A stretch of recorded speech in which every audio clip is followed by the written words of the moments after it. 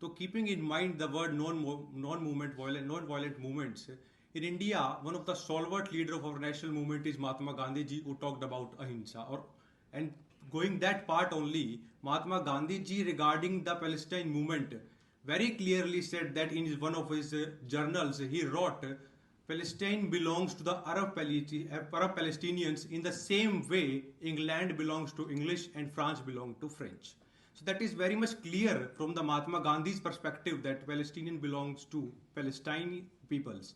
But right now the kind of hegemonic mentality is run not just in the West Asian countries but also in the developing countries, that this hegemony should be overturned.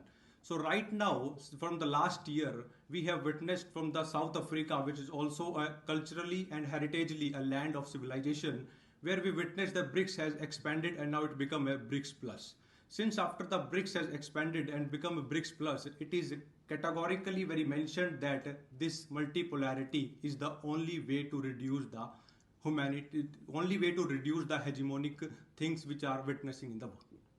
And in G20 meeting also, I believe that there is a one term which become very much popular. There are a lot of differences on the G20, but one term is become very popular, that is Global South. And that's why Global South term has a very much hope, and Global South nation and Asian countries had hope from the BRICS Plus. And considering the BRICS Plus emergence, we organized on 19th January together regarding the hope for multipolarity, which were addressed by the Deputy Chief of Mission of Russian Federation, and he very categorically said Russia is very much in the support of the multipolarity, and India is also now in a complete direction of multipolarity.